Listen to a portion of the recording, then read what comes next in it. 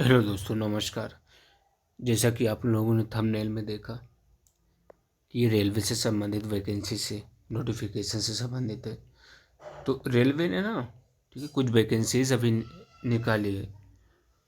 तो देखते हैं वो वैकेंसीज किन बच्चों के लिए है और किसके लिए नहीं है। तो उसे हम देखते हैं इजीली, ठीक है। और जिसके लिए भी है, अच्छी बात ये है कि है, और आप लोग क्या करिए, इसे फुलफ़िल करिए, ठीक है। तो ये रेलवे मिनिस्ट्रियल एंड ठीक है आइसोलेटेड रिक्रूटमेंट 2024 के अकॉर्डिंग है। और जो टोटल पोस्ट है, number of post 1036 total post है, 1036 पोस्ट है, ठीक है। और ये आपका अप्लीकेशन स्टार्ट हो रहा है, ठीक है, सेवन्थ जैन से स्टार्ट हो गया है, जो कि 6/5 तक आपका अप्लीकेशन फिल होगा। इसमें जनरल ओबीसी ईडब्ल्यूएस की जो फ़ी रहेगी 500 लगेगी। यदि आप SC ST या ठीक है से बिलोंग करते हैं ईडब्ल्यूएस से, तो आपका ठीक है 250 रुपीज़ फ़ी रहेगी। ओके। एंड ठीक है, और एग्ज़ाम फिर अभी डेट नहीं दे रखा है, सॉरी। हाँ, तो देखते हैं किसके लिए है। तो इसमें देख रहे हैं कि कुछ ठीक है, जो पहले हमारी पोस्ट रहेगी, ठीक है, वो पोस्ट ग्रेजुएट टीचर के लिए रहेगी, PGT के लिए रहेगी, टीचर्स के लिए है।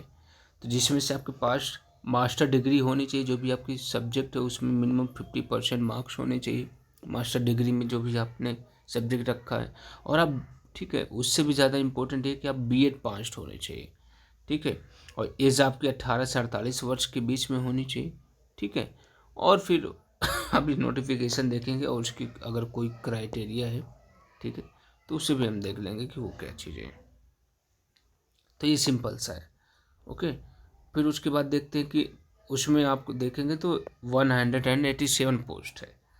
और फिर आता है TGT के लिए 338 पोस्ट है, जिसमें से टोटल, ओके। तो इसमें आपके पास बैचलर डिग्री होनी चाहिए, और आप 50% मार्क्स आपके बैचलर में होने चाहिए, और B.Ed या D.Led आपके पास डिग्री होनी चाहिए। तो याद रखिएगा, इसमें D.Led यदि आपके पास है तो काम चल जाएगा, ओके।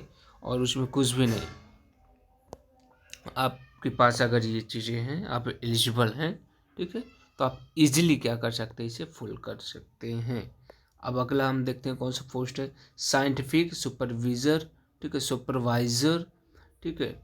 उसके लिए है, ये आपका 3 पोस्ट है, जिसमें कि अभी हम इसके लिए ठीक है देखेंगे कि नोटिफिकेशन में एलिजिबिलिटी क्या है।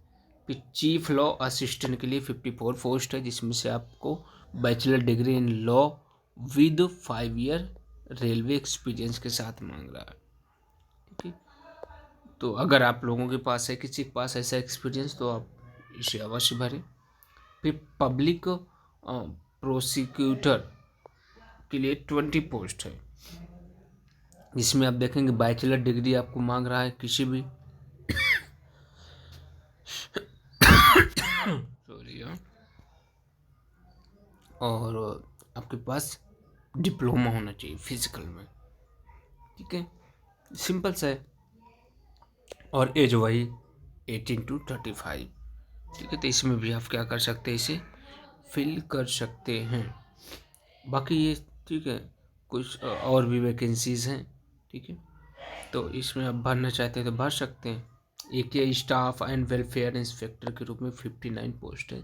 बैचलर डिग्री आपके पास होनी चाहिए किसी भी स्ट्रीम में, बट इसमें डिप्लोमा मांग रहा है कि आपके पास लेबर लॉ एंड या वेलफेयर या सोशल वेलफेयर में, ठीक है, आपके पास डिप्लोमा होना चाहिए, ठीक है। या तो फिर आपके पास MBA की डिग्री होनी चाहिए with personal management specialisation 36 maximum, इस तक आपको लेगा 18 से, ठीक है।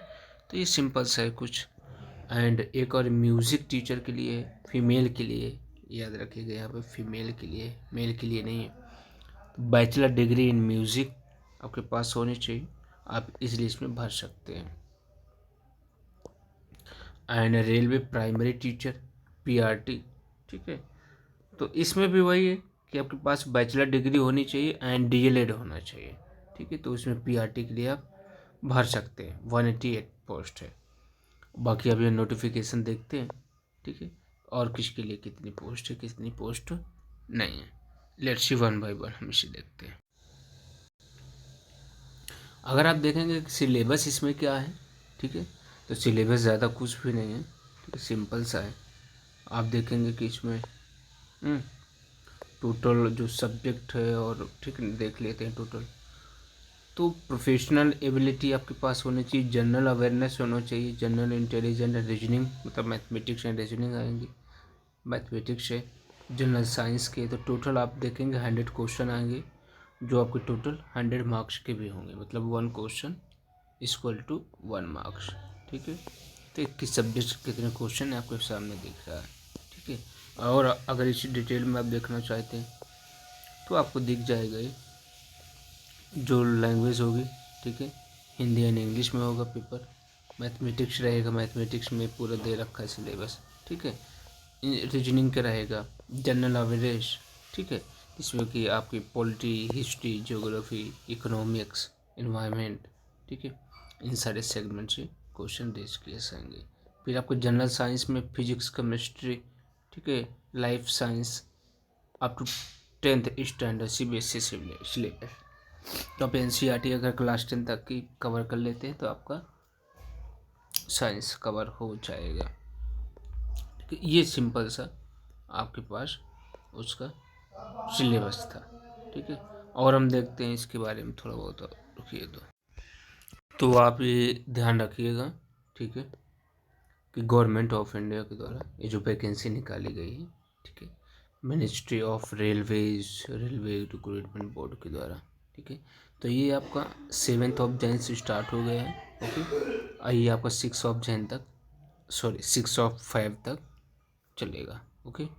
तो 6 तक आप कंप्लीट कर लीजिए, इसे जल्दी से जल्दी जितनी जल्दी हो सके भर दीजिए, आप लोगों के लिए बेटर रहेगा।